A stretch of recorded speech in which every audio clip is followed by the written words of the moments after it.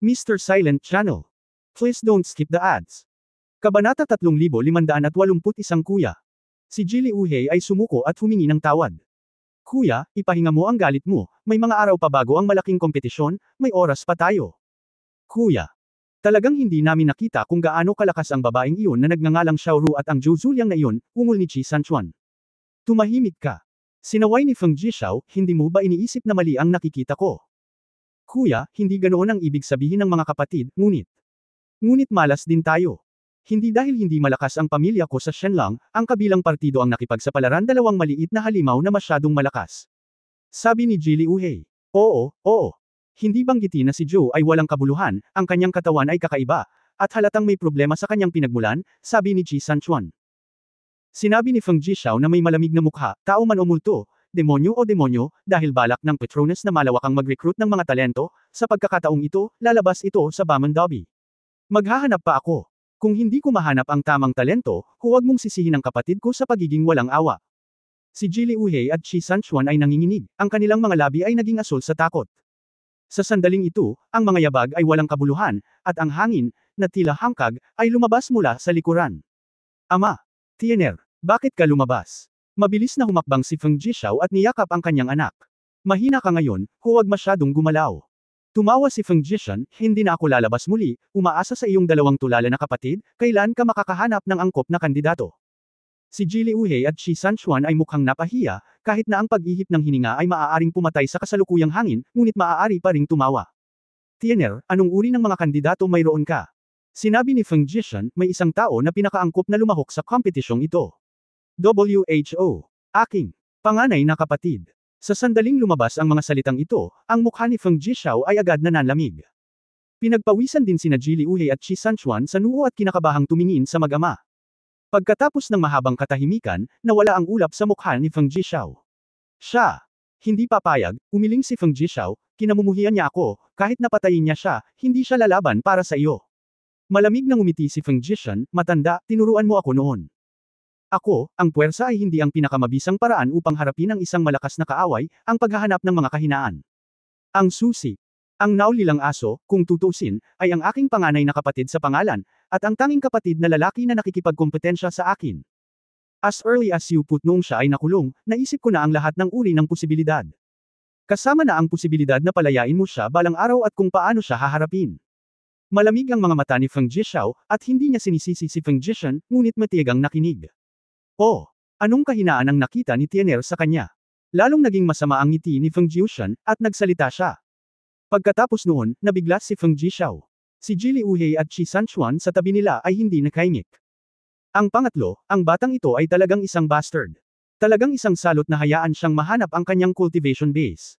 Bulong ni Jilly Uhey ng voice transmission. Siya, huwag magpadala ng tunog, wala akong alam. Hindi nagbago ang mukha ni Chi Sanchuan. Sa susunod na araw, sa ilalim ng Jiushang Tiaingong, malalim sa piitan. Ang malamig at basang tubig na kulungan ay may nakataas na pasilyo sa gitna. Sa dulo ng pasilyo, mayroong 4 na bilanggo na Dragon Star Chain, na ikinabot ng isang lalaking may gusot na buhok. Hindi alam ng lalaki kung gaano katagal siyang nakakulong dito. Siya ay payat at may iba't ibang lumang sugat sa buong katawan. Kalat-kalat ang mga ulap. Hindi alam ni Feng Jishao kung kailan, nagpakita sa harap ng lalaki. Si Feng Jishao ay mukhang komplikado, na may bakas ng pagkakasala sa kanyang tono, ngunit higit na walang magawa. Matanda, bakit hindi ka papatay? Ang lalaking nagngangalang Yunsan ay nagtaas ng ulo, ang kanyang mapupungay na mga mata ay puno ng puot at paghamak. Yunsan, alam ko, ang aming pamilyang Feng, pasensya na sa iyo, ay Feng Jishao, pasensya na sa iyo. Ngunit ngayon, naaksidente si Tiener at nawala ang kanyang cultivation base, at kailangang agad na maghanap ng paraan para maibalik ito. Napakahalaga ng malaking kompetisyon sa pagtulong sa Tiener. Ang iyong pagkakakilanlan at mga kwalifikasyon ay ganap na nakakatugon sa mga kinakailangan para sa pagsali sa 8-door competition. Bago pa matapos magsalita si Feng Jishao, humagalpak ng tawa si Feng Yunsan. Haha, nababaliw ka na ba matanda? Yung dog thief na si Feng Jishan, I can't wait to skin him cramps. Nawasak ang kanyang cultivation base dahil marami siyang ginawang kasamaan at pinarusahan. Pumunta ka sa akin ngayon at hilingin sa akin na tulungan si Feng. Catch the sky. Lagi ka bang nalilito, o sa tingin mo ay tanga ako? Ako ba? Marahas na umubo si Feng Yunsan dahil sa sobrang saya niya, ngunit tumawa pa rin siya ng labis na masaya. Sa sandaling ito, binuksan ni Feng Jishao ang isang pinto sa kalawakan. Pumasok si Feng Jishan, kasunod ang isang magandang babae, may hawak na 2 o 3 taong gulang na manika, na sinundan ng isang pares ng mga lalaki at babae. Feng Yunsan, makikilala mo pa ba kung sino ito? Si Feng Jishan ay mukhang mapaglaro at mapagmataas. Nanginginig ang magandang babae at tumangala na may luha sa mga mata. Nanlamig si Feng Yunsan sa isang iglap, tulad ng isang tusok sa kanyang lalamunan, ang kanyang mga mata ay pula ng dugo. Ay! Hindi ko alam, malamig na sabi ni Feng Yunsan. Hindi mo ba ako makikilala? Tutulungan kita. Niyakap ni Feng Jishan ang babae at ngumiti ng masama, tinatawag siyang Feng Yunyan, pareho kayo ng ama at ina, ang nakababatang kapatid na babae. Pagkatapos magsalita, hinalikan pa rin ni Feng Jishan ang babae sa mukha. Bastos ka. Feng Jishan, hayop ka. Bitawan mo siya. Si Feng Yunsan ay gagalaw na sa sobrang kasabikan, ngunit nang malapit na siyang mamulot ng kaunting pagtatanim, ang 4 na kadena ay naghatid ng isang banal na kulog, na tumama sa kanya ng husto. Ang mahina na hangin at ulap ay nakakalat, at ang nyebe ay lumalala, at ang sakit ay nagdadalamati. Kuya. Sa wakas ay hindi na napigilan ni Feng Yunyan, umiiyak at sumisigaw. Haha! Sino ang nagtayo ng piitan na ito, at sa kung ano ka ngayon, umaasa ka pa bang lalaban? Ngumisi si Feng Jishan, papayo ko sa iyo, o masunarang sumasang-ayon na lumahok sa kompetisyon na may 8 pinto. O kung hindi, si Yunyan at ang mga batang ito ay malapit ng magdusa. Dahan-daang itinaas ni Feng Yunsan ang kanyang ulo at mahinang tumingin sa kanyang kapatid na babae at sa mga bata. Yunyan, anong nangyayari? Anong nangyayari? Sino ang ama ng bata? Gusto kita. Sabihin mo sa akin. Umiling si Feng Yunyan sa sakit at panghihinayang, tumulo ang luha sa kanyang mga pisngi. Brother, ngayon ko lang nalaman na siya si Feng Jishan. I'm sorry for you. Woo! Nang marinig ang mga salitang ito, ang mukha ni Feng Yun ay abo bilang kamatayan. Siya ay nagdusa sa loob ng libu-libong taon at palaging iniisip na ang kanyang sariling kapatid na babae ay maaaring maging masaya at ligtas. Ngayon ko lang nalaman na ang kapatid ko pala talaga ang kinokontrol ng lalaking pinakaayaw ko. Hindi lang iyon, ngunit ang aking kapatid na babae ay nagsilang ng 3 anak para sa scumbag na ito. Nakatingin kay Feng Yunyan at sa 3 bata, napaungol si Feng Yunsan sa dalamhati. Bakit? Bakit mo ginagawa sa akin ta? Napangiti si Feng Yantian nang napakasaya nang makita ang eksenang ito. Pinisil niya ang baba ni Feng Yunyan gamit ang isang kamay, at sa harap ng mukha ni Feng Yunsan, buong-buo niyang winasak. Feng Yunsan, ngayon hindi lang ikaw ang panganay kong kapatid sa pangalan, kundi pati na rin ang panganay kong kapatid. We kiss and kiss, you should be happy. Haha. Feng Jishao sighed and said, Yunsan, don't worry. As long as you got the first place in the 8-door competition, I will take good care of Yunyan's children. Ibinaba ni Feng Yunsan ang kanyang ulo, hindi namamalayan, ang kanyang mga labi ay nakagat, at ang dugo ay tumulo sa pool. Kabanata 3582 ang dating daan. Unyon ng tao. Isang maliit na planeta na inabandona ng digmaan. Pinawi ni Su Qingzhou ang planetang ito mula sa teritoryo ng alyansa sa pamamagitan ng isang stroke ng kanyang panulat, at ginawa itong isang nakatagong mundo. Pagkatapos ng pagbabagong anyo ni Ling Yue, ang planetang ito na may napakataas na nilalamang metal ay nakompress ng maraming beses at naging napakalakas. At sa pamamagitan ng malaking hanay, ang pagkakaiba ng oras dito ay lubos na nabago. Bagamat abala sina Chu Yunyao at Ji Wanqing sa pagsasaliksik sa Venom Spring, ang Doomsday ay isa pa ring malaking pinuno ng teknolohiya. Nilagyan ng Doom ang planetang ito ng iba't ibang komunikasyon at transmission device, pati na rin ang Gravity Training Ground, na ginagawa itong isang mahusay na training ground. Upang harapin ang digmaan na maaaring sumiklab anumang oras, ang mga mandirigma sa antas ng eroplano ay gumugugol ng halos lahat ng kanilang oras dito.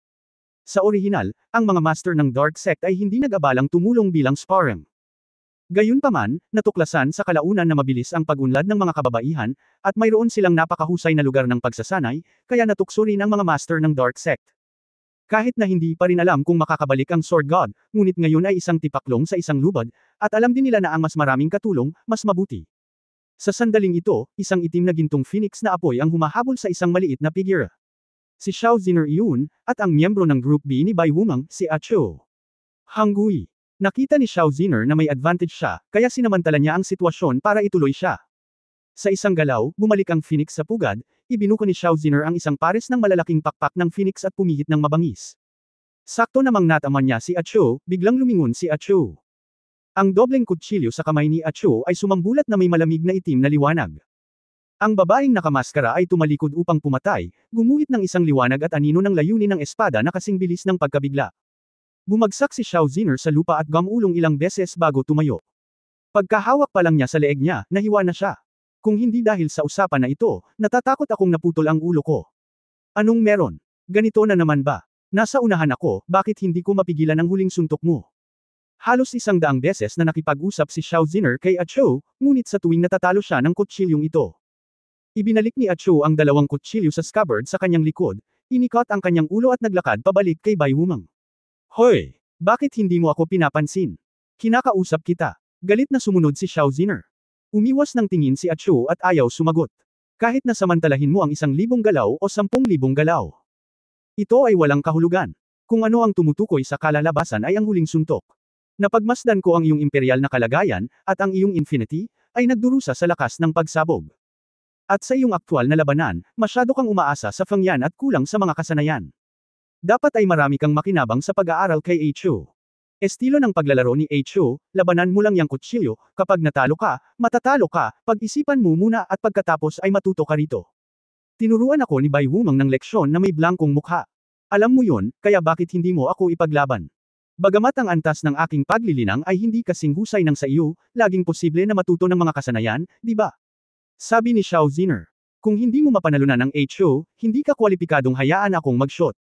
Tumanggi si Bai Wumeng.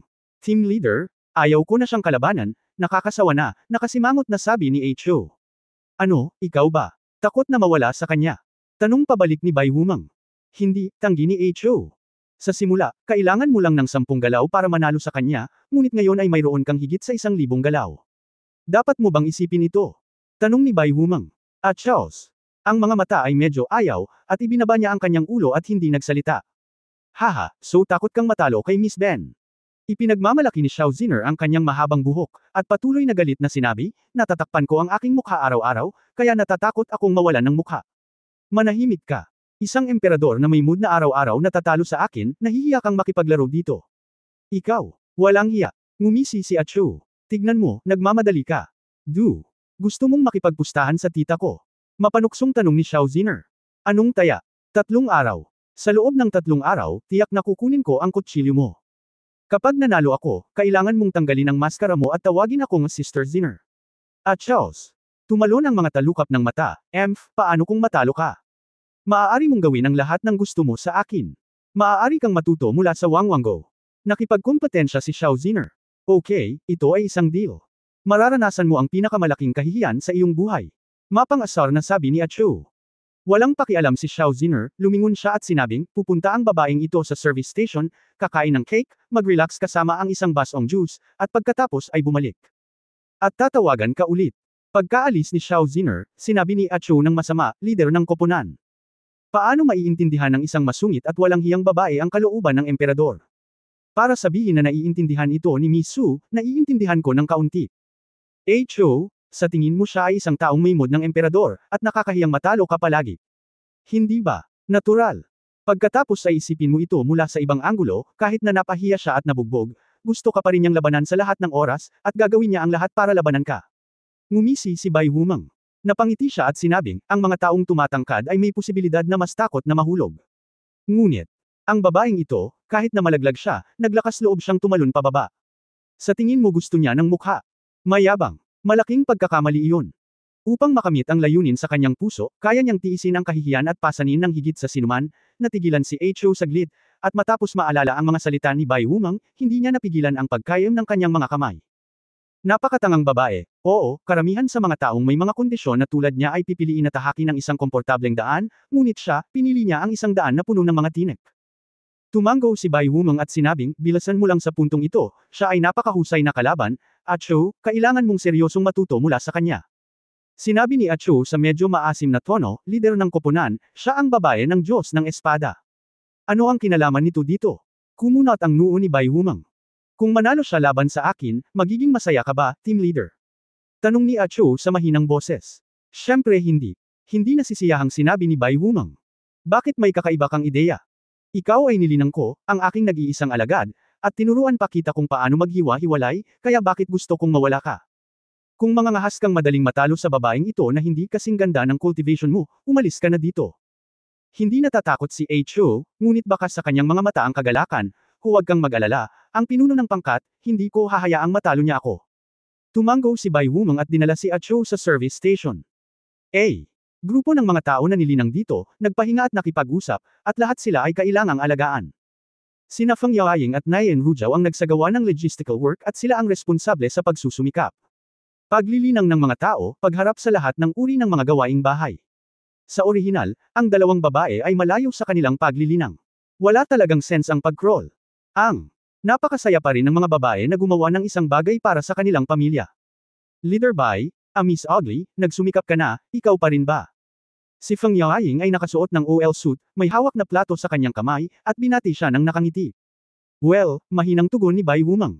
Pag-upgrade ng Kabanata 3583. Agad na nagdala si Feng Yaoying ng cloud tea at isang plato ng Black Forest cake. Naglabas si Acho ng ulap ng usok at binalot ang sarili bago tinanggal ang maskara at kinain ang cake.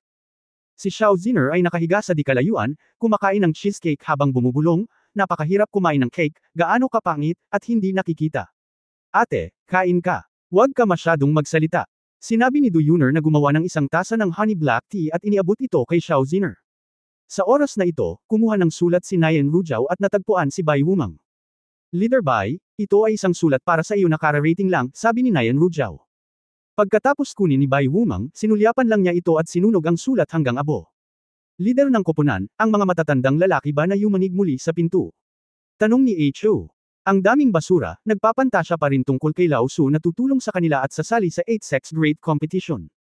Ngumisi si Bai Wumang, kailan sinabi ni Lao Su na siya ay kabilang sa angkan ng Bai Hu. At saka, kahit na may paraan sila, bigyan mo ako ng isa pa. Ang aking pagkakakilanlan, hayaan mong i-represent ko si Zinman na lumahok, paano ako pahihintulutan ni Feng Jishen? Hindi magtatagal para kay Kaibi, darating sa pintuan ng matandang iyon na nagpo-protekta sa guya.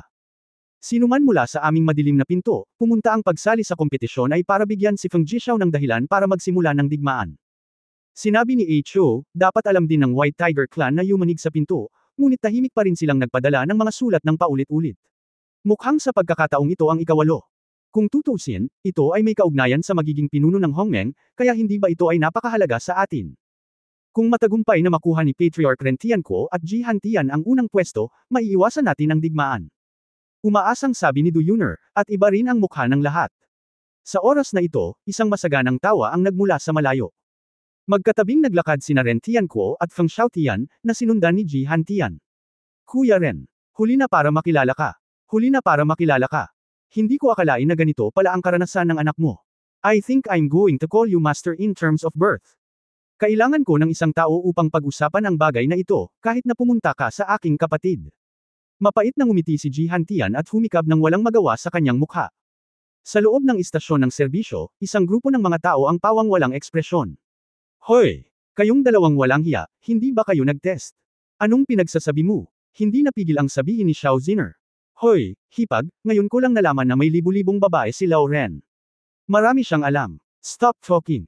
Namula si Nayan Ruzhao at sumigaw, Feng Xiaotian Elder, pag-usapan natin ang sitwasyon ni na Ancestor Tianquo at Ji Han Tian, ano ang pakiramdam mo pagkatapos ng pagsubok? Nagtataka din na tumingin si Bai Wumang. Oh, ayan na. Kalokohan. Inimbitahan ka namin dito, di ba gusto ka lang naming tanungin tungkol dito? Kung sa tingin mo ay ayos lang, then we'll take the next step and send the two of them to Hongmeng, masungit na sabi ni Xiao Zin. Napakamot ng ulo si Feng Xiaotian, sa palagay ko ay walang problema sa lakas ni Lao Ren, solid ang kanyang cultivation, at ang kanyang fighting spirit ay angkop na angkop para sa ring battle.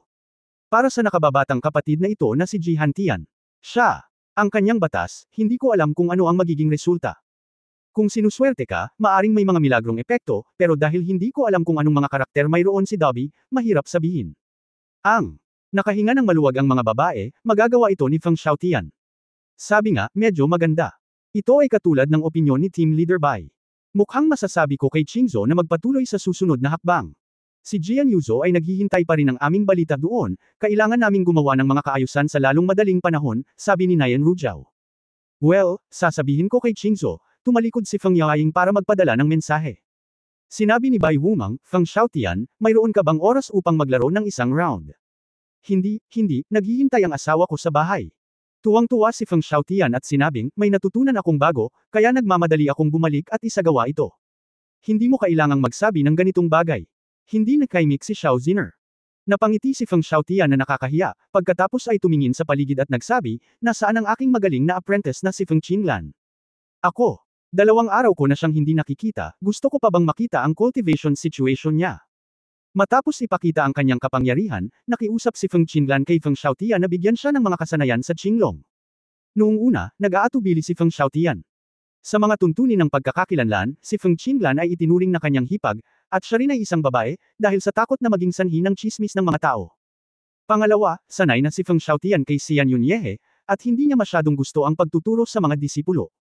Ngunit dahil sa sinseridad ni Feng Qinlan, hinayaan siya ng kanyang asawang si Mimi na maging komportable at matapang na magturo, at pumayag si Feng Xiaokai. Bilang resulta, natuklasan ni Feng Xiaotian Yizhou na ang Feng Qinlan ay isa lamang mataas na kalidad na Purple Jade. Sa pangkalahatan, ang dugo ng Azure Dragon ay nangangailangan ng kaunting paglilinang, at sa pamamagitan ng iba't ibang mga sakuna sa paulit-ulit, maaari mong higit na makabisado ang kapangyarihan ng Azure Dragon at gumamit ng iba't ibang mga diskarte. Ngunit dahil sa galit ni Qinglong, direktang nilaktawan ni Feng Qinlan ang isang komplikadong proseso ng kapigatian. Katumbas ito ng, hanggat kayang ipahayag ni Feng Xiaotian ang isang bagay, magagawa ito ni Feng Qinlan. Ang ilang nakakapagod, masalimuot, at hindi mailarawang mga bagay ay hindi na niya kailangang ituro.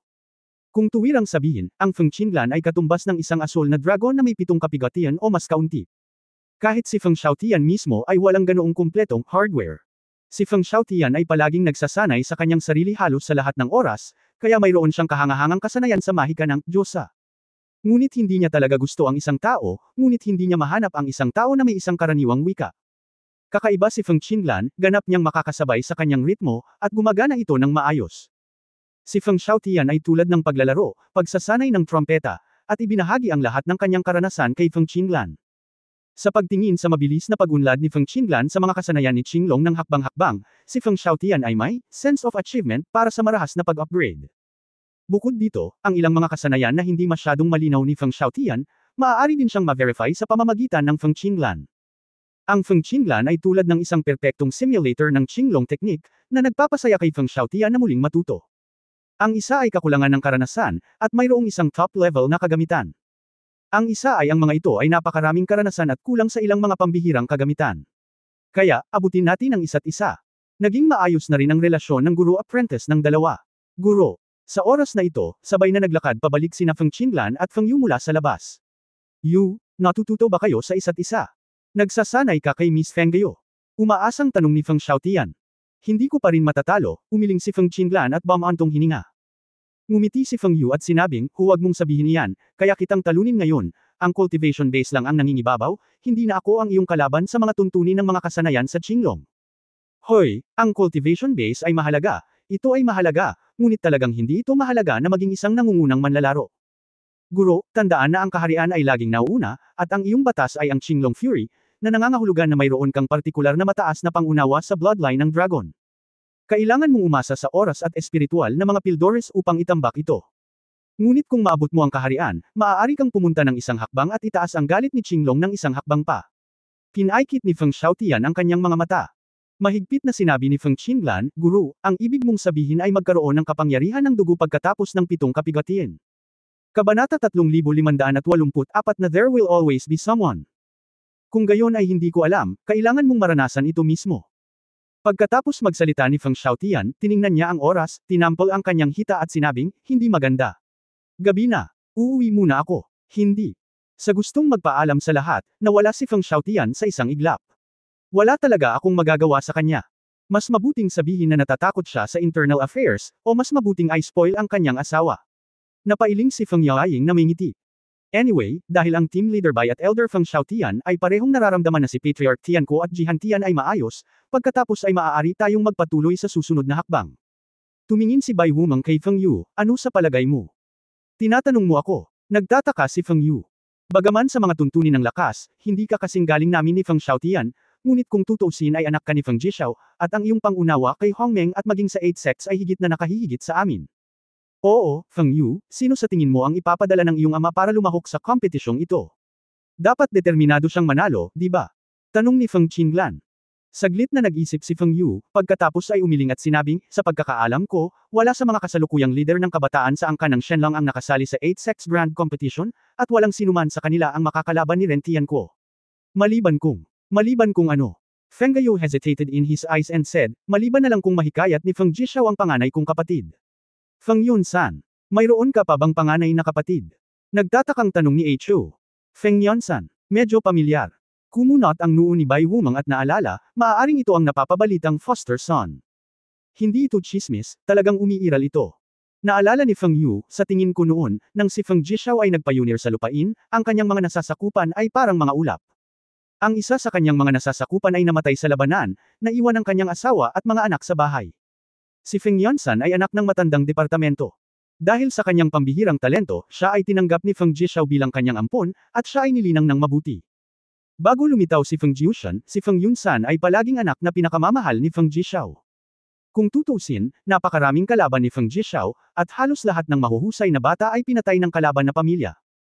Noon, ang aking ina at ako ay halos mapatay ng mga gangster ng ilang beses, ngunit ang hitsura ni Feng Yunsan ay nakapigil sa amin.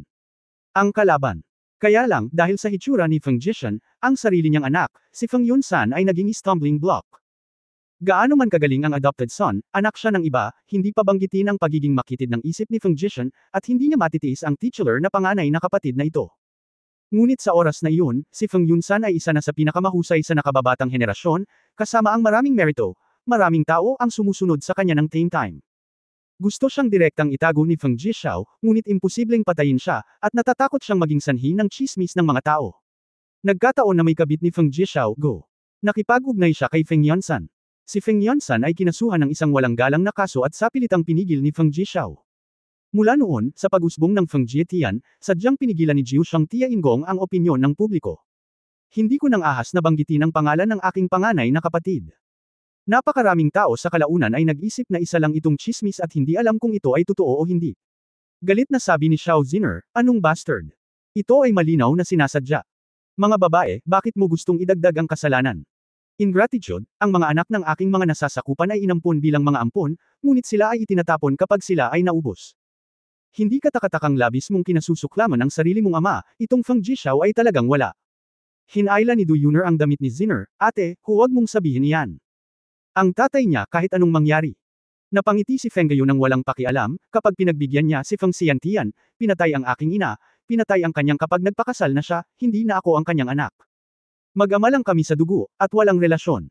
Katulad mo, sana namatay na sina Feng Jishao at Feng Jiaotian. Kung mas malala ang kamatayan, mas mabuti. Ngunit, napakahirap. Kahit na ito ay walang buhay, na nakaharap kay Feng Jishao, sa tingin ko ay wala ng pagkakataon na makalapit. Mataimtim na sinabi ni Bai Wumang, ang kailangan nating harapin ay hindi Feng Jishao sa ngayon, ngunit Feng Yunsan. Kung talagang lalabas ulit ang kuya mo, sa tingin mo, may chance ba tayong manalo? Nagmuni-muni si Feng Yu at sinabing, maliban na lang kung ang kuya ko ay hindi namamalagi sa loob ng libu-libong taon, kung hindi. Wala nang pagkakataon. Paano siya mas mahusay kaysa kay Feng Jietian? Sasabihin ko iyon. Seryosong sabi ni Feng Yu, maliban sa sariling putok ni Feng Jishao.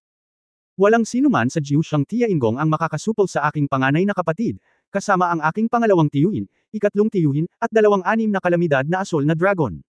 So exaggerated. Mas makapangyarihan ba ito kaysa sa pinuno ng aming koponan? At show disdain. Sinabi ni Bai Wumang, si Jili Uhe at Chi Sanchuan ay may kapangyarihang makipaglaban sa akin. Sa ganitong paraan, ang sitwasyon ay nakakalat, at ito rin ay nasa pagitan ko. Halos pareho lang, limitado ang lakas ko, at baka hindi ko ito makita. Huwag makinig sa lahat, nakangiting sabi ni Feng Yu. Haha, dapat may daan papunta sa harap ng bundok.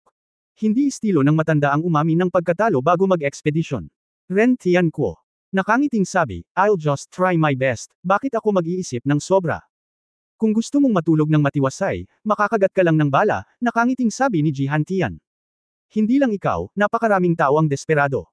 Tumingin si Bai Wumang sa malayo, isa pang training ground sa labas ng burol. Keng. Keng Keng. Isang makapal, may bahid ng dugo na meat chopper ang marahas na nalaslas sa isang payat na itim na kutsilyo. Hinuyam ni Yelong Yuan ang itim na kutsilyo gamit ang dalawang kamay, at ang dumura ay puno na ng dugo. Ha! Ito na ang limitasyon mo. Hindi ko pa ginagamit ang buong lakas ko. Yung isa. Ang may hawak ng malaking machete ay isang miyembro ng Gui Group, isang anatomical maniac at isang butcher. Si Yelong Yuan ay nasa dulo ng kanyang puwersa sa sandaling ito, ngunit siya ay nakatikom pa rin ang kanyang mga ngipin at sumabog na may walang pusong saber na layunin. Isang pabilog na sword intent ang lumabas sa lupa, at ang sword intent ay biglang sumabog patungo sa Verdugo. Ngunit hindi umimik ang butcher, idiniin muli ang kutsilyo ng butcher sa kanyang kamay. Ang lupa at ang layunin ng espada ay gumuho, si Yelong Yuan ay may sugat sa kanyang dibdib, at ilang mga buto ang nabali. Paft! Itinaas ng butcher ang kanyang machete at nagtapon ng mabahong tableta nang makita niyang nahulog si Yelong Yuan. Tiningnan ni Yelong Yuan ang mga tabletas sa lupa na may naguguluhan na mga mata. Hindi ito lason. Ginawa ito ng aking biyenan na si Meng.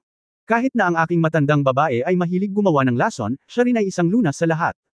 Hindi siya pinaghinalaan ni Yelong Yuan, kaya kinuha niya ang tableta at direktang nilunok ito. Tamang-tama, sa maikling panahon, gumaling ang kanyang mga sugat, at ang susi ay upang maibalik ang kanyang lakas. Ang mga pills na ginawa ni Mrs. Meng ay talagang napakalakas. Natigilan si Yelong Yuan, na abutan ang espesyal na elixir ng Yu Chao. Ang nakakagulat, ang aming grupo ng Gui ay may pananagutan sa pagpapagaling sa Anman. Kakaibang sinabi ni Yelong Yuan, ngunit ang nakatatanda ay ayaw ng dissection. Hindi ba gusto ni Meng Po ang lason?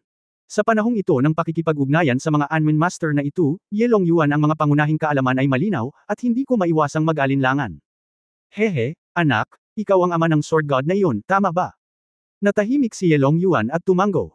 2 beses kitang nakita, at pareho silang medyo malayo sa pamilya ng Sword God. Dapat ay mayroon akong napakapangkalahatang relasyon sa Sword God, tama ba? Hindi talaga ako karapat-dapat na maging ama niya, ako ang sinisisi, napabuntong hininga si Yelong Yuan.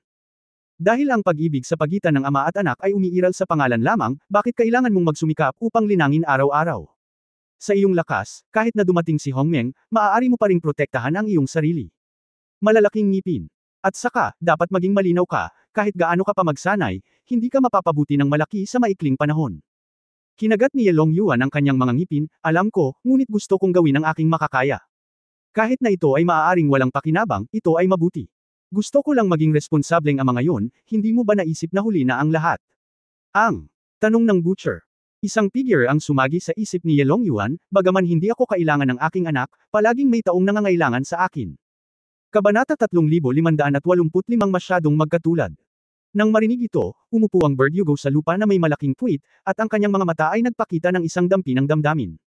Minsan ay may mag-asawa na kilala bilang Double Masters of Medicine and Taoism, sa Hongmeng. Pareho silang mahilig sa medisina at Taoism. Naaakit sila sa isa't isa, at mahal nila ang isa't isa. Akala nila ang isa't isa ay ang kanilang kapareha. Ang asawa ay magaling gumamit ng ginintuang kutsilyo. Para mapagaling ang anumang sakit na matigas ang ulo, ito ay malulutas ng gamot sa ibang bansa. Ang aking asawa ay mahusay sa pharmacology, at mayroon siyang mga halamang gamot mula sa iba't ibang panig ng mundo sa kanyang mga kamay. Ang gamot ay maaaring gamutin ang sakit, at ang kahangahangang kamay ay magpapabata. Ngunit dahil masyadong nakakasilaw ang mag-asawang ito, napakaraming tao ang nailigtas nila. Sa kabaligtaran, nakaakit ito ng hindi mabilang na mga kaaway.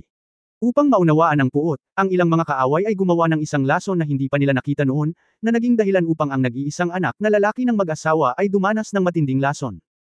Ang nag-iisang anak na lalaki ay nakataya, at ang mag-asawa ay tila dumadagandong. Sinisi nila ang isa't isa at mahigpit na nagtalo. Kailangan nilang gumamit ng sarili nilang paraan para iligtas ang kanilang anak. Bilang resulta, namatay ang anak ko bago pa sila makakilos. Sa harap nila, naging isang makamandag na bangkay. Sabi ng butcher dito, kumikibot ang mga talukap. Nag-isip si Yelong Yuan saglit at nagtanong, maaaring. Si Senior Butcher at Senior Po Meng ay iisang mag-asawa. Haha, ngumisi ang butcher, maganda ba ang hula? Napabuntong hininga si Yelong Yuan, hindi ko inaasahan, perlaw mayroon ding ganoong nakaraan, talagang mag-asawa. Ang 2 taong ito, ang isa ay lumabas sa katayan, puno ng dugo, at ang isa ay natatakpan ng mga bote at garapon, tulad ng isang matandang mangkukulam. Kahit anong tingin mo dito, pakiramdam ko ay wala itong kinalaman sa, doktor, pabayaan ang mag-asawa. Galit kami ni Meng Po sa isa't isa, walang silbi ang pagsisi sa isa't isa, kaya nating iligtas ang mundo, ngunit hindi natin iligtas ang ating nag-iisang anak. Ngunit bakit ganito ang pakikitungo sa atin ng mga tao sa mundo, na iligtas natin ang hindi mabilang na mga tao, bakit tayo dadaan hanggang sa puntong ito? Para sa paghihiganti. Simula noon, ang ginintoang kutsilyo para sa pagliligtas ng mga tao ay naging kutsilyo ng Verdugo para sa paghiwa-hiwalay ng mga tao. Ang mabuting gamot para sa pagliligtas ng mga tao ay naging lason din para sa pagpatay ng mga tao. Si Yelong Yuan ay nasa masalimuot na kalagayan, iniisip kung siya ba ang kanyang sarili, babagsak ba ito at mahulog sa daan ng dyablo. Ngumiti ng masama ang butcher at sinabing, anak, sinasabi ko ito sa iyo dahil may gusto akong sabihin sa iyo. Hanggat ang taong pinapahalagahan mo ay hindi patay, palagi kang magkakaroon ng pagkakataon na bumawi sa iyong mga pagkakamali. Huwag. Tulad namin ng dati kong asawa, talagang naghintay kami hanggang huli na ang lahat bago kami magsisi. Tumango si Yelong Yuan, salamat sa iyong pagliliwanag, senyor, ngunit hindi ba't dinala rin ng senior couple ang grupong Gui, iniwan ang dilim at bumaling sa liwanag, para tulungan tayong labanan si Hongmeng. Ipinapakita nito na gusto pa rin ng senior na magligtas ng mas maraming buhay sa kanyang puso. Haha, nagkakamali ka, bata. Itinuro ng Verdugo ang direksyon ng istasyon ng serbisyo, nandito kami dahil ang walang buhay ay may magandang relasyon sa aming mag-asawa. Dahil lang kay team leader Bai. Tama, mapait na ngumiti ang Verdugo, ang batang ito, kamukhang kamukha ng patay nating anak. Natigilan si Ye Longyuan. Dahil dito, naglakas loob silang ipagkanulo si Hongmeng. Hindi niya alam kung hahangaan ba ang kanyang katapangan, o malulungkot. Sa sandaling ito, isang babaeng nakaitim na damit ang dumating sa hindi kalayuan na may kalong chubby na babae. Di ba sabi mo nagsasaka ka, pagod ka? Wuyo. Tumayo si Ye Longyuan nang hindi inaasahan, bakit ka nandito? Sabi ni Ye Wuyo na may malamig na mukha, hindi naman sa gusto kong sumama, sabi ni Tuan Chuan na miss ko si Lolo. Dinala ko siya para tingnan. Si Ye Longyuan ay natigilan saglit, dahil siya ay nasa panig ng Human Alliance kamakailan, siya ay mas madalas na nakikipag-ugnayan kay Tuan Chuan. Gayunpaman, kahit na namimiss siya ng apo, hindi siya kusa na pupunta rito. Ang sulok ng bibig ni Ye Longyuan ay hindi maitago ang isang ngiti. Anong tinatawa-tawa mo? Sumimangot si Ye Wuyo, hindi natural ang kanyang ekspresyon. Wala lang, yayakapin ko ang bata. Inalis ni Ye Longyuan ang kutsilyo at humakbang pasulong. Medyo nagatubili si Tuan Chuan. Bagamat niyakap siya ni Ye Longyuan, lumingon pa rin siya para tingnan si Ye Wuyo. Lola, pwede ba tayong kumain ng cake? Ano ba nagmamadali ka, anak? Pupunta ako mamaya, galit na sabi ni Ye Wuyo. Cake. Nagtataka si Ye Longyuan. Masiglang tumanggaw si Tuan Chuan, hindi bibigyan ni nanay ng cake si Tuan Tuan. Sabi ni Lola pwede mo itong kainin dito, at makikita mo si Lolo. Hindi maiwasang mamula ang mukha ni Ye Wuyo, okay. Ihahatid ka na ni Lola para kumain. Nang hindi sinasadya, niyakap pabalik ni Ye Wuyo si Tuan Chuan, tumalikod at umalis. Hindi alam ni Ye Longyuan kung tatawa o iiyak. Hindi siya umimik sa apo. Ano ang tawag dito? Biglang huminto si Ye Wuyo at sinabing, sa tingin ko hindi mo dapat subukan ng gusto, gayunpaman, hindi sa iyo ang magpasya sa huling resulta. Alam ko, ngunit bago bumalik si Ye Fan, gusto kong gawin ang lahat para tumulong. Abala, seryosong sabi ni Ye Longyuan.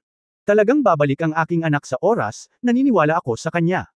Naniniwala ako sa iyo. Hindi napigilan ni Ye Fan na sumambulat. Sa pagtingin sa napakalaking alon ng mga multo at hayop sa harapan ko, naramdaman kong umiiyak ako ni Emperor Yan. Tiningnan ni Emperor Yan ang Black Ochre Whip sa kanyang kamay at bamulong, ganito, napakalason, tama. Ito ay sinaksak sa yungib ng mga multo at hayop, syempre nakakalason. Saglit na hindi nakaimik si Ye Fan, pagkatapos umalis sa Yushu Palace kasama si Emperor Yan, sinundan niya ito ng may pag-asa, naghahanap ng napakalason na posisyon kahit saan. Ngunit hindi nakita ang daanan, sa halip ay pumasok ito sa isang lugar na puno ng mga multo at hayop. Ang mga multo at hayop na ito ay tahimik na natutulog sa makapal na buhangin ng Mingquan. Huwag kang mag-alala tungkol dito. Patayin mo. Walang pakialam si Ye Fan sa anumang bagay, at pinakawalan si Shang Shanruo Shui. Kung gusto mong ipagtanggol at sirain sa lahat ng direksyon ng walang dead ends, ang layunin ng likidong espada ang pinakamahusay na pagpipilian. Isang malaking halaga ng sword intent ang sumugod, at bagamat may ilang malalaking multo sa mga ghost beast na ito, hindi nila mapigilan ang kasalukuyang sword intent power ni Ye Fan. Hindi nagmamadali si Emperor Yan, ilang beses niyang tinapik si Ye Fan gamit ang kanyang mga daliri, at ilang mga turquoise rune ang bumabalot kay Ye Fan. Biglang naramdaman ni Ye Fan na ang kanyang mga meridian ay biglang lumawak, at ang paglabas ng layunin ng espada ay naging mas at mas madali. Ang wave ng liquid sword intent, na orihinal na daan-daang talampakan ang taas, ay direktang papalapit sa libu-libong talampakan. Sa Ye Fan bilang sentro, ang sword intent ay naglunsad ng isang baha at tsunami na opens iba sa lahat ng direksyon, na pinatay ang lahat ng hindi mabilang na mga multo at hayop. Sa isang kisap mata, nalaman ni Ye Fan na walang mga multo at hayop sa paligid, at ang lahat ay kalmado. Ang pinaka-nagulat kay Ye Fan ay ang pagkonsumo ng sarili niyang enerhiya, kahit na wala pang 1/5 ng kung ano siya dati. Napakalakas ng auxiliary spell, ito ba ang NARS na ginamit ni Ji Xuanyuan? Sa kanyang paligid, hindi na kailangang isaalang-alang ang problema sa pagkonsumo. Tumingin si Ye Fan kay Emperor Yan, nilunok ang kanyang laway, at sakam. Hindi ko alam kung magkakaroon ng pagkakataon ng aking mga babae na maabot ang antas na ito sa hinaharap. Friend, pagod ka na ba? May gamot ako dito. Uminom si Emperor Yan ng 2 medicinal pill. Bagamat talagang gustong subukan ito ni Ye Fan, kung isa sa alang-alang na ang gamot ng taong ito ay napakalakas, alam ng Diyos kung ano ang mangyayari, kaya tumanggi siya. Hindi ako pagod, pakiusap, Mr. Jiang, mangyaring gumamit ng merienda, nagmamadali talaga ako, sabi ni Ye Fan. Napabuntong hininga si Emperor Yan, kaibigan kong si Ye Fan, hindi sa hindi kita tutulungan, ngunit sa katunayan, ang bagay na ito ay hindi maaaring madaliin. Bakit? Nadurog ang puso ni Ye Fan. Kabanata 3586. Sinabi ni Emperor Yan, sa totoo lang, may ugali ako, ibig sabihin, tuwing pupunta ako sa isang bagong lugar, gusto kong dalhin ang aking ochre whip at maghanap ng mga materyales na maaaring magamit bilang gamot. Ito ay dapat na libu-libong taon. Sa panahong ito, hinanap ko na ang paligid ng Yushu Palace, at maging ang Wapalas at ang mga nakapalibot na lugar ng Zisamen. Kung mayroong anumang partikular na lason na lugar, gagawin ko dapat mayroong isang impresyon. Ngunit ngayon, sa lugar na aking na-survey, walang lugar na partikular na nakakalason. Kung ang daanan ay malayo sa saklaw na aking nilakbay, kung gayon. Kailangan nating maghanap, kailangan mong maglakad ng malayo. Kahit na kaya kitang samahan na maglakad kasama ang aking kaibigan, ngunit kung gaano mo kabilis mahanap ito, natatakot ako, hindi ito posible. Naikuyong ni Yefan ang kanyang mga kamao, ang sinabi ni Emperor Yan, ano ang ginawa niya? Hindi maintindihan. Gayunpaman, wala na ba talagang paraan upang mailabas ang iyong sarili sa lalong madaling panahon? Hindi madaling magkaroon ng ganoong clue, kaya hayaan ang oras. Pagkatapos, sa iyong memorya, medyo nagsasalita, ang pinakanakakalaso na lokasyon, alamin muna. Ayaw tumigil ni Yefan.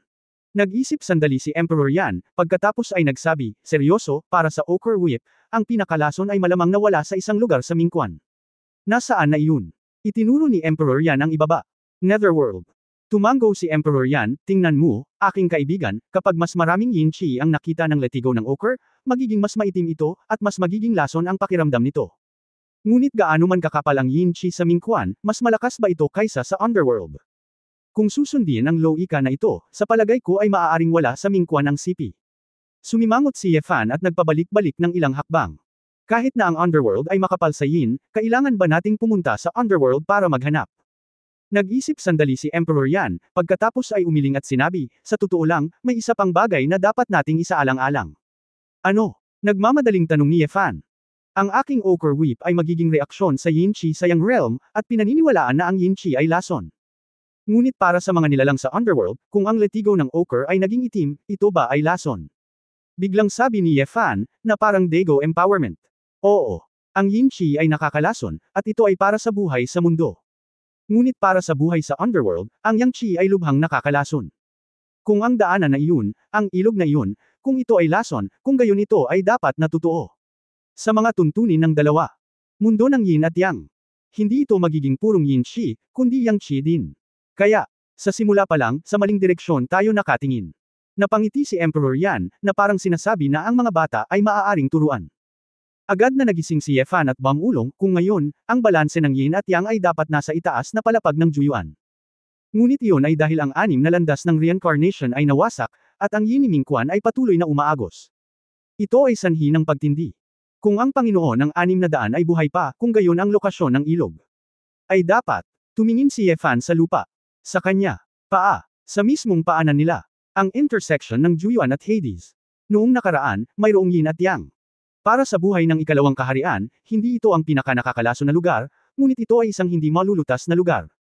Nakakalungkot, kahit alam mo ang antas at eksaktong lokasyon ng ilog, hindi pa rin madaling gumawa ng conclusion. Walang magawa si Emperor Yan. Nag-isip sandali si Yefan at nagtanong, Boss Jiang, marami ka nang napuntahan, ngunit nakakita ka na ba ng Ghost Gate, na lumitaw sa ibang mga lugar sa Mingquan? Saglit na nag-isip si Emperor Yan, pagkatapos ay umiling at sinabing, hindi, kahit na hindi ko pa nakikita ang buong larawan ni Mingquan, ngunit tila nasa ibang lugar ito, gaano man kalalim ang canyon, hindi ito mapupunta sa underworld. Kung gayon hindi mo ba naisip ito ay kakaiba? Bakit sa may 7 Ghost Gates sa lugar na ito? Talagang kakaiba. Masasabing kung ang mga multo at hayop sa underworld ay lilihis sa Mingquan mula sa iba't ibang malalayong lugar, baka hindi natin ito mapanatili. Sabi ni Emperor Yan dito, hindi ko maiwasang matigilan at hulaan, sa tingin mo ba may kakaiba dito? Ngumiti si Yefan, ang lugar ng kapanganakan ng buhay ay kadalasang malapit sa pinagmumulan ng tubig, kaya sa mundo, ang ating mga ninuno, lahat sila ay nagmula sa ilog.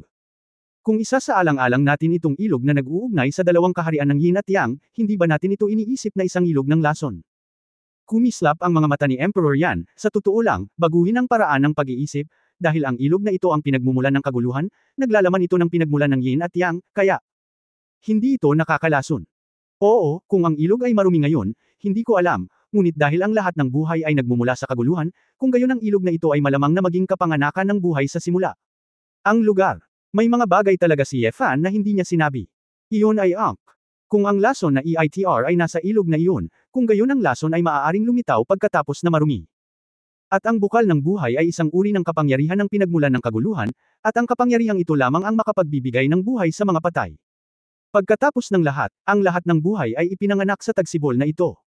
Kung sasabihin mo iyan, pagkatapos ay hiniling sa iyo ni Qinglongdi na pumunta sa akin, hindi para hanapin ang pinakanakakalaso na lugar, ngunit upang makahanap ng medyo hindi laso na lugar. Hindi ka panipaniwala ang pakiramdam ni Emperor Yan. Tumango si Ye Fan, at, kung tama ang hula ko, ang pinakamalapit na lokasyon sa daanan ay dapat na malapit sa Ghost Gate. Dahil ang Ghost Gate ay ang lugar kung saan ang dalawang mundo ng Yin at Yang ay direktang magkaharap, nangangahulugan ito na walang malayo. Tumawa si Emperor Yan at nagsabi, ito ay kawili-wili at kawili-wili, kasama ang munting kaibigang si Ye Fan, palagi kang matututo ng marami. Mali si Boss Jiang, binigyan mo ako ng ideya, nakangiting sabi ni Ye Fan. Okay, sige, wag na tayong mag-usap, saang Ghost Gate tayo pupunta ngayon? Dahil gusto nating mahanap ang pinakamalapit na lokasyon, kung gayon. Natural na mahahanap natin ang pinakamalaking Ghost Gate. Nang marinig ito ni Emperor Yan, tumanggaw siya ng nakangiti, tsaka. Sige, ang tagal ko nang hindi nakikita ang kapatid na iyon. Ibinahagi ni Ye Fan ang Dragon Shadow Fragmentation, at nag-teleport ang dalawa sa Eye of Hell.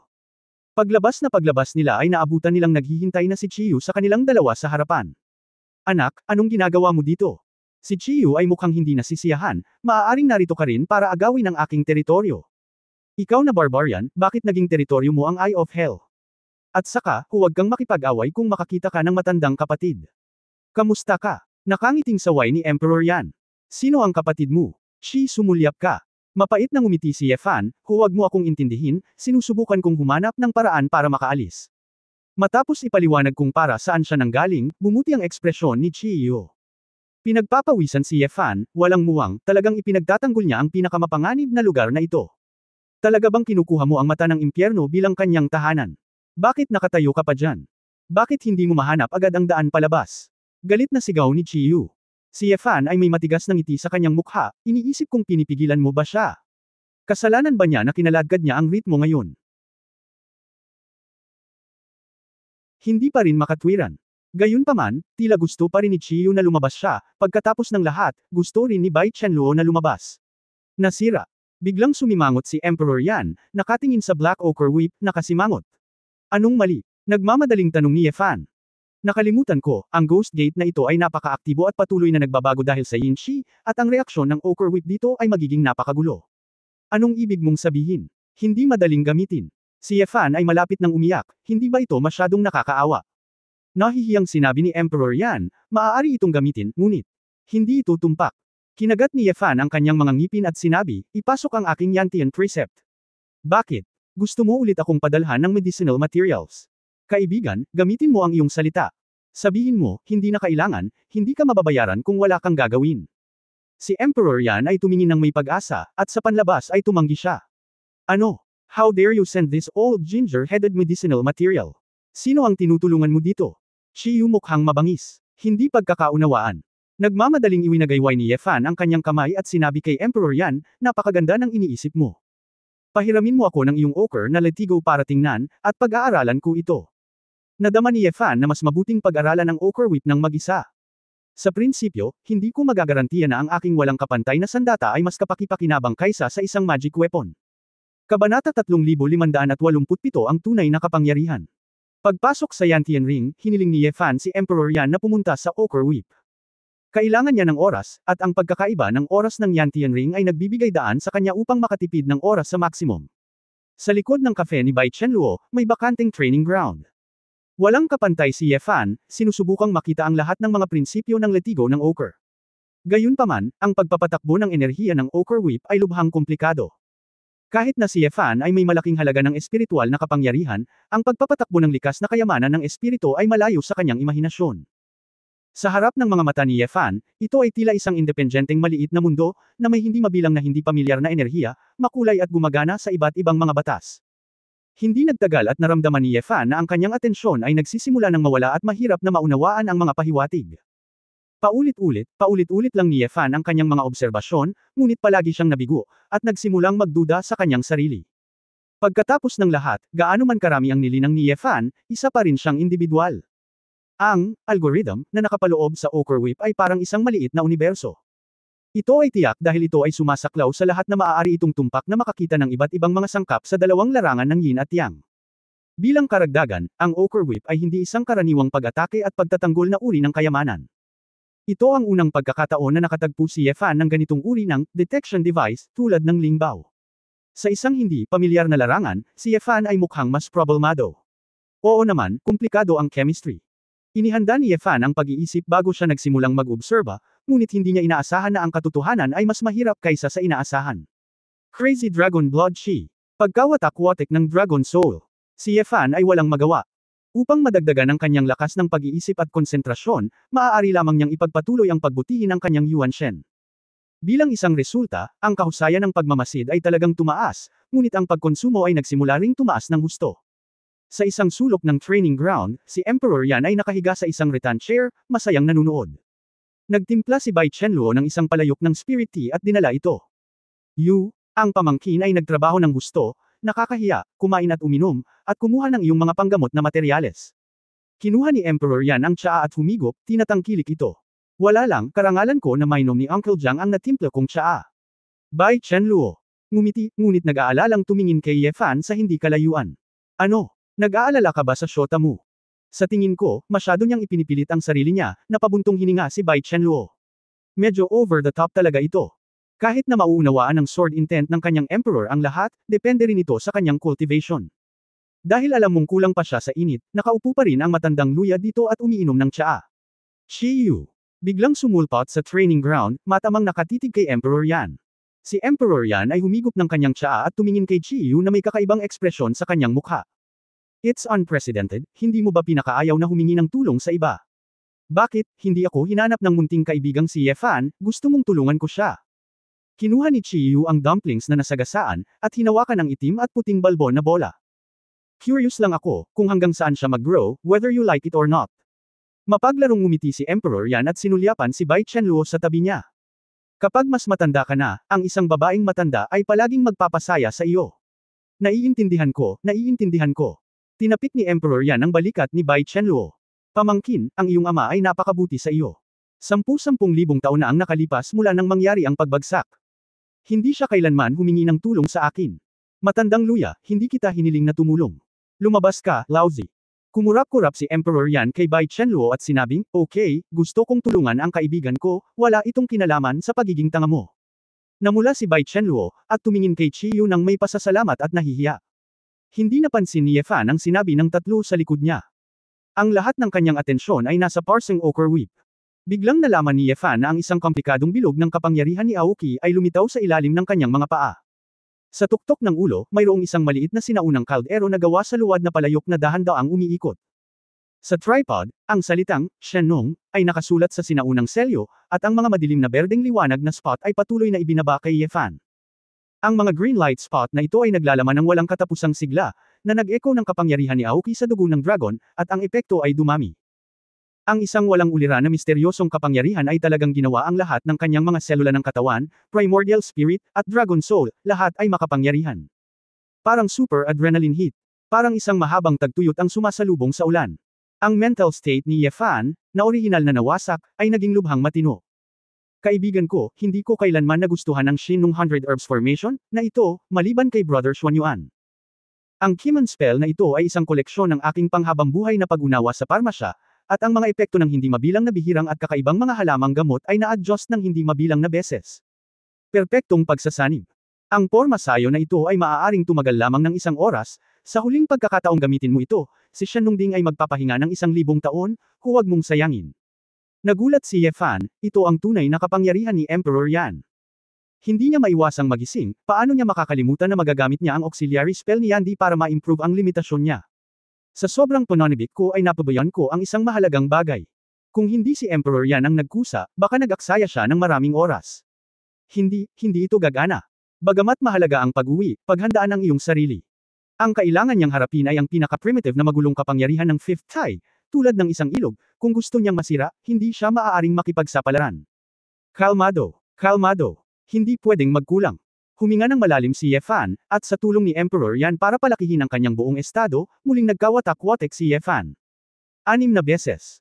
Sa nakaraang karanasan, naramdaman ni Yefan na sa sandaling ito, siya ay ganap na lumakas at nagkaroon ng sobrang paggaling, kaya magagawa niya ito. Om. Kasama si Yefan bilang sentro, isang invisible shockwave ang kumalat na nagdulot ng nakakagulat na alon. Ang buong mundo ng Yantian Ring, sa sandaling ito, ay biglang yumanig. Oo, si Bai Chenluo ay hindi nag-iingat at umatras ng isang hakbang. Ang mga nakapalibot na upuan, mga bulaklak, at maging ang bubong ng bahay ay nalilibugan. Sa pagtingin sa kalagayan ni Yefan sa oras na ito, lahat ng uri ng makukulay na apoy ay sumabog sa buong katawan niya. Asul, pula, dilaw, itim at puti. Bawat piraso ng laman, bawat organ, bawat pulgada ng buhok ay nasusunog. Ang laman ay ganap na pinasigla. Ito ay malinaw naman dahil ang katawan ay nasa isang napaka-unstable na estado dahil sa biglaang pag-akyat ng enerhiya. Si Yefan ay gumawa ng masakit na boses sa kanyang lalamunan, at ang paputok na epekto ng 6 na layer na pagkakawatak-watek ay nagulat din sa kanya. Ngunit nananatili pa rin siya sa kanyang primordial spirit at sinusubukang kontrolin ang kanyang katawan. Nakakabaliw, hindi nakakagulat na kaya niyang magsanay ng disintegration duffa, hindi napigilan ni Emperor Yan ang pagtawa at pag-iyak. Gusto kong gamitin mo ito ng husto, talagang hindi mo ito sinasayang. Noong una, gusto niyang magmadali si Yefan, ngunit hindi niya inaasahan na si Yefan ay gagawa ng ganoong peligrosong hakbang. Kung hindi dahil sa kanyang Shenlong 100 Herbs Array, na nagpapanatili sa katawan ni Yefan, tiyak na mamamatay siya. Hey, ngumisi si Chiyu, na may nasisiyahang ekspresyon sa kanyang mukha. Sa sandaling ito, si Yefan ay walang oras para pakialaman ang mga tingin ng mga tao sa paligid niya. Sa disintegration state ng ika-6 na layer, naramdaman niyang iba na naman ang buong mundo. Kabanata 3588. Ang exponentially pinabuting mental na kapangyarihan ay nagdala ng isang husay na pagbabago sa kanyang konsentrasyon. Ang utak ay tila napalitan ng isang computer, at ito ay naging isang quantum computer. Ang Okerwip energy diagram na mukhang napakakomplikado kanina ay biglang naging malinaw at may mga bakas na kasunod. Hindi lang iyon, naramdaman din ni Yefan. Si Yantian Ring ay napuno ng enerhiya na hindi niya napansin noon. Ang kapangyarihan ng simula. Ang enerhiya na ibinubuga ng World Tree. Nagulat ang puso ni Yefan. Bagamat nakikita niya ang kapangyarihan ng simula, nakikita lamang niya sa mata. Ngayon, nararamdaman niya. Ang kapangyarihan ng simula, tulad ng kapangyarihan ng orihinal, ay naging isang maliwanag na pag-iral. Sixth layer disintegration, may ganoong malaking improvement. Ang dibdib ni Yefan, isang grupo ng pulang-pulang apoy ay tumibok ng mas mabilis, iyon ang puso ng enerhiya. Habang nagiging emosyonal si Yefan, patuloy na bumibilis ang kanyang puso. Kaya ito ang mundo na nakikita ng tunay na Diyos. Naunawaan ni Yefan, ang sinabi ni Jian Zizai, kapag naabot na ang kaharian, natural niyang nakikita ang kahulugan ng ganap na simula. Sa oras na ito, tumingin siya sa mundo sa kanyang harapan, na parabang mayroong hindi mabilang na mga mapa ng circuit. Ito ay tila isang komplikadong integrated circuit system, na may iba't ibang mga bahagi at iba't ibang mga cable. Ang kapangyarihan ng simula ay tulad ng iba't ibang bahagi sa itaas, na may kanya-kanyang iba't ibang tungkulin. Ang primitive na kapangyarihan at iba pang iba't ibang enerhiya ay tulad ng iba't ibang mga alon at mga particle na dumadaloy dito. Sinabi ni Jian Zizi na ang magandang relasyon sa Master of Gravity ay talagang bahagi ng functional component ng gravity, na mas pamilyar. Ang natitirang kaluluwa ng demonyong dragon sa simula na nakatagpo ko noon, ang demonyong dragon ay mayroon pa ring kapangyarihan sa simula, at ito ay dapat na seksyon ng destruction system. Common sense, ang kapangyarihan ng primordial ay hindi maaaring i-override ang kapangyarihan ng simula. Gayunpaman, kapag ang kasalukuyan ay masyadong malakas at ang sangkap ay tumatanda na, maaari itong direktang masunog ang sangkap. Kung tuwirang sabihin, ito ay theoretically posible para sa kapangyarihan ng primordial upang talunin ang kapangyarihan ng simula, hanggat ito ay sapat na malakas. Nagbunga ito ng ilang tunay na Diyos, hindi kasing lakas ng ilang Diyos. Halimbawa, kahit na si Yefan ay wala sa kaharian ng mga tunay na Diyos noon, ang mga ordinaryong tunay na Diyos ay hindi niya mga kalaban. At ang dahilan kung bakit maaaring makatakas ang mga tunay na Diyos sa nakagawiyang pagsasaayos ng limang tay ay dahil malinaw nilang nakikita ang mga pangunahing prinsipyo ng limang tay. Ngunit sa simula pa lang, kapag ang Demon Dragon Emperor ay direktang, kinakain, ang umiiral na, integrated circuits, ang kaalaman na naiintindihan ng batch na ito ng mga tunay na Diyos ay mawawalan ng silbi. Ito ang dahilan kung bakit, sa ilalim ng circumstance ng yin at yang cycle, ang tunay na Diyos ay hindi makakatakas sa pagkawasak sa huli. Malamang na ang tinatawag na immortalidad ay ang mga pag-iral na lubos na makakaunawa sa buong prinsipyo kahit na ang mundo ay nawasak. Sa madaling salita, ang pag-unawa sa prinsipyo ng buong watay at pagkakita sa buong larawan ng watay ay dalawang magkaibang bagay. Minsang pumasok si Yefan sa pananaw ng lumikha, ngunit sa oras na iyon, dahil napakababa pa ng kanyang kaharian, maraming bagay ang nalilito. Ngayong nakita na niya ang kapangyarihan ng simula, mas malalim na ang kanyang pagkaunawa sa pananaw ng lumikha. Ang nakita niya sa oras na iyon ay ang pinaka-orihinal at walang hanggang hitsura ng ikalimang asawa. Maging ang kapangyarihan ng simula ay patuloy na nagbabago. Kung nais ng lumikha na maging walang kamatayan, kailangan niyang makita ang lahat sa likod ng limang tay. Sa katunayan, kahit na naramdaman ni Yefan na naiintindihan na niya ng kaunti, ngunit kailangan niya ng mga salita para ilarawan ito, at hindi niya ito maipahayag. Ang ganitong uri ng misteryoso at mahiwagang pakiramdam ang nagparamdam sa kanya na para siyang nakabara sa kanyang lalamunan, at hindi niya alam kung paano ito ilalarawan. Siguro kapag nailarawan na niya ang lahat ng ito at lubos na nauunawaan ang prinsipyo, oras na para maging lumikha. Tunay na Diyos. Ipinakita ni Emperor Yan at Chiyu ang kanilang kinang. Naramdaman na nila ang parehong antas ng tunay na hininga ng Diyos mula kay Yefan. Tulad ng inaasahan sa aking matandang kaibigan ni Jiang, hindi ko sinayang ang aking Shenlongding, nakangiting sabi ni Emperor Yan. Matandang Jiang to, sa palagay ko ang batang ito ay may mas magandang kinabukasan kaysa sa iyak na iyon, hindi mo kailangang tulungan siya, sabi ni Chiyu. Kung aalis ako, iiyak talaga siya forever, sabi ni Emperor Yan haha. Parang nagbibiruan ang dalawa, pero kumakawi din ang puso nila. Ito ang kaharian ng mga tunay na Diyos, at ito ay napakabilis. Kung ito ay dahil sa Emperor's Sword Intent, kung gayon ang pinakamataas na limitasyon ng Yefan's Emperor's Intent ay malamang na malayo sa kanilang imahinasyon. Sa oras na ito, inalis ni Yefan ang kanyang pagmamasid sa kapangyarihan ng simula, at patuloy na tumuon sa Ochre Whip. Sa pagkakataong ito, naramdaman ni Yefan na ang pagmamasid sa Ochre Whip ay sandali lamang, at walang kahirapan. Dahil iyon ang kaso. Naisip ni Yefan, at ang Azure Dragon Armor ay lumitaw sa kanyang harapan. Ha! Itong hininga. Xinglong Scale. Hindi inaasahang sinabi ni Emperor Yan. Isa pa rin itong napakataas na antas ng Azure Dragon, nakasimangot si Chiyu. Hindi alam ng dalawa kung ano ang ginagawa ni Yefan, ngunit ang pambihira nitong armor ay talagang nagulat sa kanila. Napakasimpleng naisip ni Yefan, dahil mayroong ganoong, 6 na antas na card ng karanasan, kinakailangan na i-maximize ang halaga hanggat maaari. 7 Tribulations Blue Dragon D, ginamit ang pinakamahirap na bahagi ng katawan nito para gawin itong armor. Nangangahulugan din ito na hanggat naiintindihan niya ang istruktura ng armor na ito, mauunawaan niya ang pinagmulan ng kapangyarihan ng depensa ng 7 Tribulations Azure Dragon. Ang katawan ni Yefan ay unti-unting nagiging dragon. Bagamat may magandang side ito, mayroon din itong negatibong panig. Iyon ay, marami sa kanyang mga naunang pamamaraan ng paglilinang para sa katawan ng tao ay lubhang nabawasan sa kahusayan. At sa pamamagitan ng pag-aaral sa pinakamalakas na bahagi ng 7 Tribulations Azure Dragon, mapapabuti ni Yefan ang kanyang Crazy Dance sa pamamagitan ng pagkakatulad. Sa madaling salita, gusto ni Yefan na pag-aralan ang paraan ng paglilinang para kay Shenlong. Bukod dito, kung maaari mong direktang maunawaan ang prinsipyo ng defensive power ng Xinglong Armor, maaari mo itong gayahin ng may sword intent. Iyon lang ang armor, may sword intent siya. Lumipas ang oras nang hindi ko namamalayan. Si Yefan ay nasa bingit ng pagbagsak anumang oras, at sa pilitan siyang umasa sa Shenlong 100 Herbs Array para ipagpatuloy ang kanyang buhay.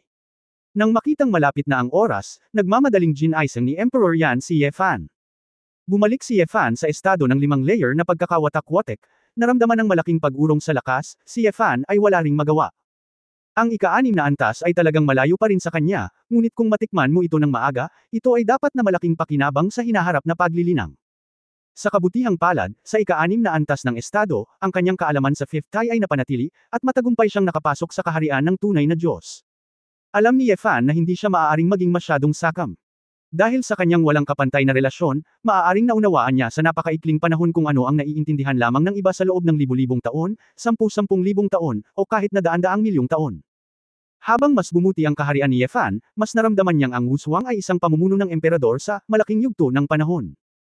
Sa una, naramdaman din niya na ang kanyang mga batas ng mga emperador ay higit na mahina kaysa sa mga batas ng Supreme at Batian, at walang bentahe sa aktwal na labanan.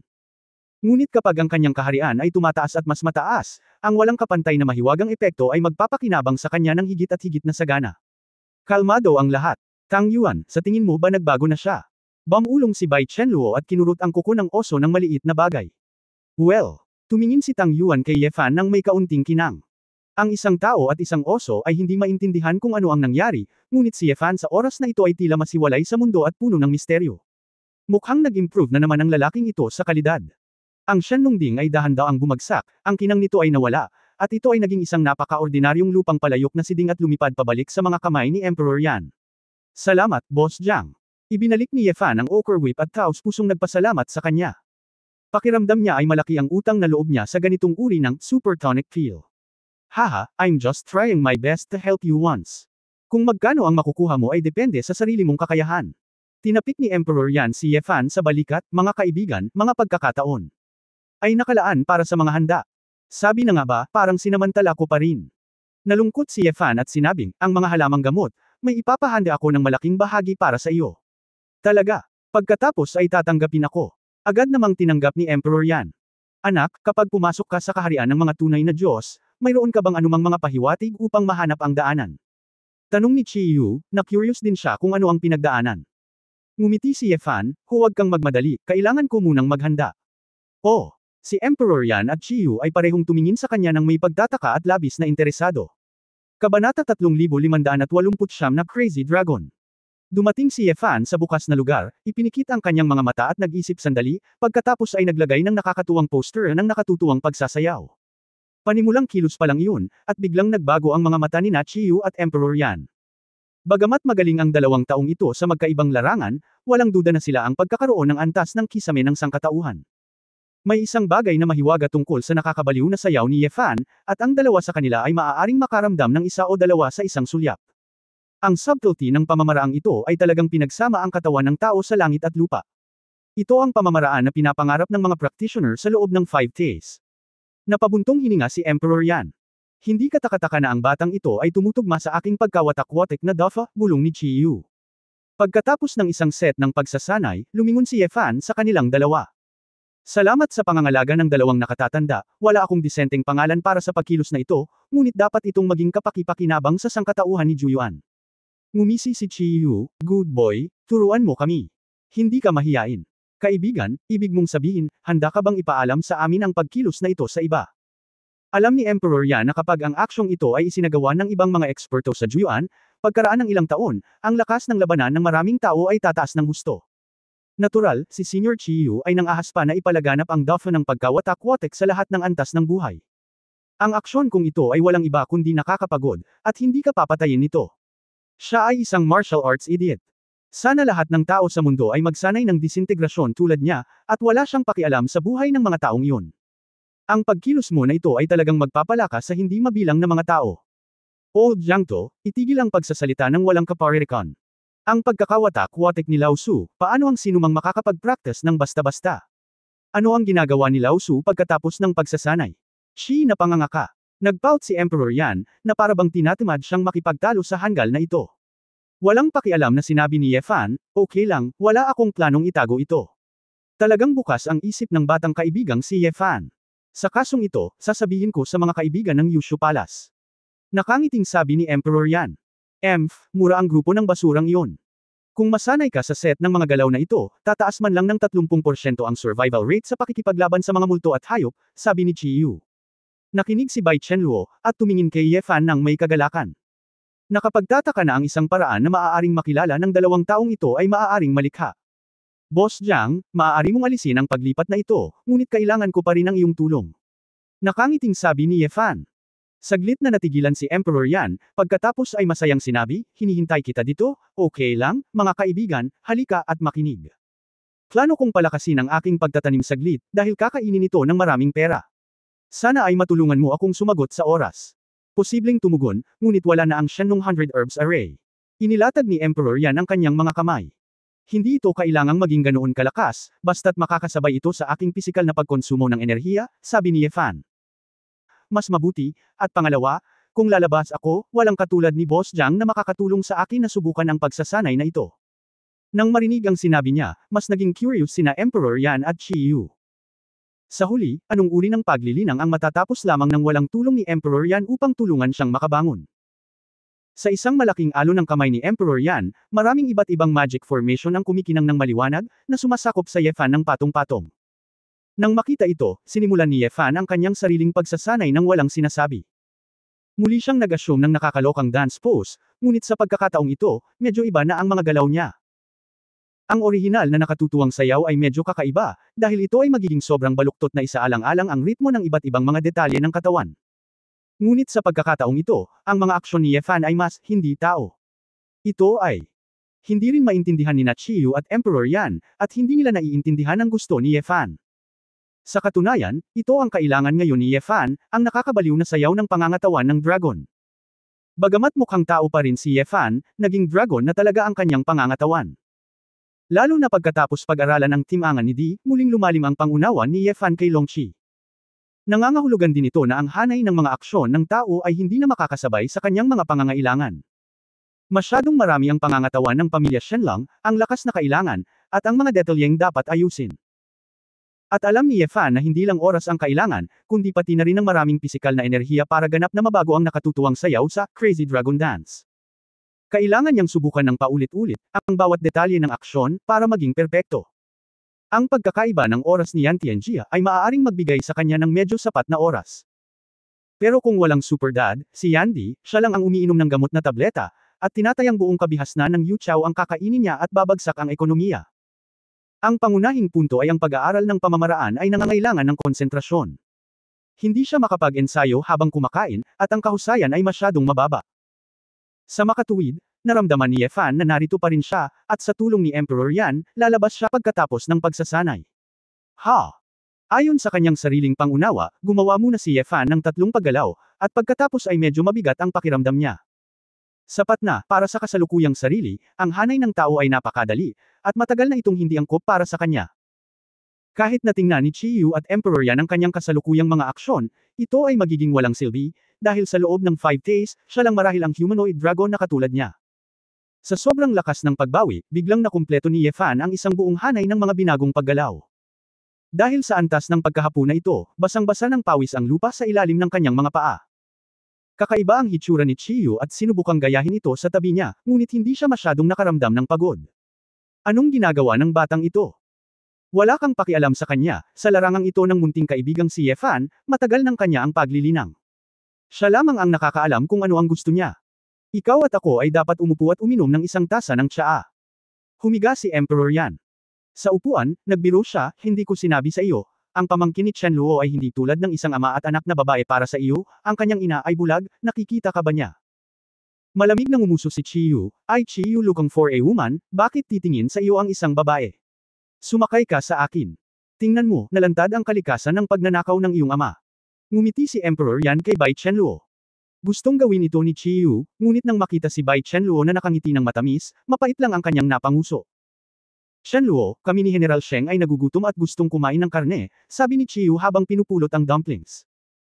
Medyo nag-aatubili si Bai Chenluo na tumingin kay Ye Fan, ngunit tumango siya at sinabing, "Alam kong may magandang restaurant." Si Ye Fan ay naglilinang, at hindi ito magiging maganda sa ilang sandali. Si Bai Chenluo ay naglibot-libot lamang sa mundo ni Yu Chao kasama ang kanyang ama at si Tang Yuan. Sa loob ng mahigit 10 magkakasunod na araw, nasiyahan din ako sa panahon ng mag-ama. Araw-araw, si Bai Chenluo ay nagdadala ng ilang merienda at pinggan sa tabi ni Emperor Yan, na maaari ding ituring na kaginhawaan para sa lola na ito. Gayunpaman, nakikita si Ye Fan na pawis na parang ulan araw-araw, kahit na kasing pagod ng isang patay na aso, si Bai Chenluo ay lubos na nalungkot. Anong uri ng pamamaraan ng paglilinang ang maaaring magpakahirap kay Ye Fan? It stands to reason that she is so powerful that she can't imagine it, why bother herself so much? Hindi napigilan ni Bai Chenluo na mapabuntong hininga, maaaring ito ay dahil ang karamihan sa mga tao ay may ganitong ideya na hindi nila maaabot ang taas ni Ye Fan. Si Ye Fan, sa kabilang banda, ay 100% na nakatuon sa kanyang Crazy Dragon Dance, at walang oras upang alagaan ang lahat ng bagay sa paligid niya maliban sa kinakailangang oras ng paghinga. Hindi naman siya masyadong nag-iisip, gusto lang niyang pag-aralan ito, nang walang kaunting distraction. Kahit na ang insidente ng Juyuan ay nakalimutan ni Ye Fan. Matapos ang mahigit 50 araw, natutunan na ni Emperor Yan na gamitin ang kanyang mobile phone para maglaro sa Yantian Ring. Pagkatapos ng lahat, ang pag-upo kasama si Ye Fan upang magsanay araw-araw, hindi siya makakagawa ng gamot ng mag-isa, kaya maaari lamang siyang gumugol ng oras sa libangan. Pagkatapos ng 100 araw, sa wakas ay makapagsanay na si Ye Fan ng kumpletong hanay ng mga pinahusay na paggalaw ng maayos at makahinga ng natural. "Boss Jiang, bawiin mo." "Ano?" Itinaas ni Emperor Yan ang kanyang ulo, nakikipaglaban pa rin sa landlord sa kanyang telepono. Mahigit 100 araw na ang nakalipas, at biglang kinausap siya ni Ye Fan, na medyo hindi inaasahan. Kabanata 3570 ang puntong ito ay lumalaki. Maaaring bawiin ang recovery spell, gusto kong subukan ito. Sigurado ka? Tumango si Ye Fan. Hindi gumalaw si Emperor Yan, at 12 ng mga porma sayon ng Saiyan ang direktang nawala sa paligid ni Ye Fan. Naramdaman ni Ye Fan na ang buong tao ay tila 10,000 libra na mas mabigat sa isang iglap. Napakalaking reinforcement. Ikaw ay naglilinang sa ganitong uri ng mataas na intensidad na tulong. Sa pagkakataong ito nang walang tulong, para akong pumasok sa isang gravity training room. Kaibigan, hindi ba komportable na bawiin ang recovery circle? Nakangiting sabi ni Emperor Yan. Ang ganitong lasa ay nakakahumaling. Napabuntong hininga si Ye Fan, na nasiyahan sa ganitong uri ng paggamot, magkakaroon ng malaking agwat kung kailangan niyang magsanay at lumaban ng mag-isa. Ngunit siya ay nakatadhana na hindi si Ji Xuanyuan, kaya hindi niya inaasahan na susundan siya ni Emperor Yan palabas. Higit pa rito, sa kaibuturan ng puso ni Ye Fan, gusto pa rin niyang lumaban ng mag-isa. Huminga ng malalim, sinimulan ni Ye Fan ang kanyang unang nakatutuwang dragon dance sa ilalim ng normal na kondisyon. Ang paggalaw ay ginagawa ng dahan-dahan, ngunit hanggat maaari. Hinihingi ni Ye Fan ang bawat detalye. Halika, nagpapasalamat ako sa mga bulaklak. Biglang napangiwi si Ye Fan. Boss Jiang, anong ginagawa mo? Nilingon ni Ye Fan ang kanyang ulo at walang imak na tumingin kay Emperor Yan. Haha, pasensya na, pero nakalimutan mong maglaro ng may-ari ng lupa habang nagsasanay ka. Mabilis na pinatay ni Emperor Yan ang mute, at iwinagayway ang kanyang kamay na may nahihiyang ngiti. Hindi alam ni Ye Fan kung tatawa o iiyak, kaya kailangan niyang magsimulang muli. Pagkatapos ng ilang kakaibang paggalaw, si Ye Fan ay bumagsak sa lupa na parang siya ay bumagsak. Nang makita ito, inihagis ni Emperor Yan ang ilang mga sinag ng cyan light, na nagniningning kay Ye Fan, na nagpapabilis sa kanyang paggaling.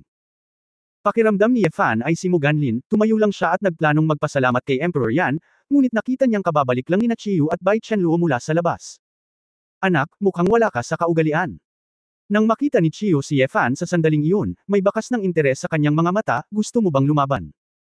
Natigilan si Ye Fan, naalala na hindi nag-abala si Chiyu na makipag-usap sa kanya noon, ngunit ngayong inimbitahan niya siya, tiyak na may nakita siya. Sa panahong ito, natutunan niya ang orthodox na paraan ng pagsasanay ng disintegrasyon mula kay Chiyu. Siya. At natutunan ni Ji Xuanyuan ang tungkol sa Eskremedor na tunay na pag-aari niya. Naunawaan ni Han Yuan Jindaw ang kapangyarihan ng kalawakan at ginawang perpekto ang dugo ng dragon. Ang Shenlong 100 Herbs Formation, naranasan niya ang 6 na layer na pagkakawatak-watek, pagtungtong sa kaharian ng mga tunay na Diyos. Gamit ang Blue Dragon Armor para pagbutihin ang Mad Dragon Dance, at pagandahin ang kanyang pisikal na katawan. Hindi nagtagal, ngunit lumingon si Ye Fan at nakitang napakarami na niyang natamo. Masaya ako. Sumang-ayon kaagad si Ye Fan.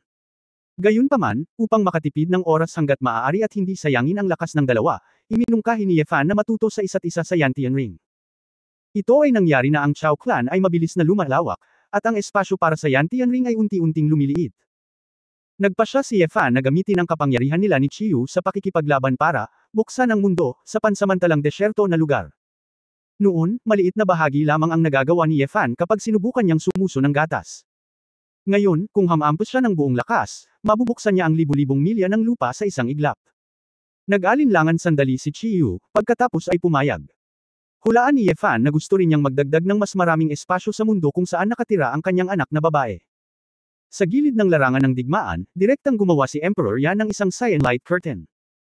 Bagamat imposibleng ganap na pigilan ang epekto ng labanan ng dalawa, hanggat hindi mo sinasadyang atakihin ang light curtain na ito, mapoprotektahan mo rin ang Chao Clan sa labas. Si Ye Fan at Chiyu ay malayo sa isa't isa, at walang pag-aalinlangan, kinuha nila si Tai Chu.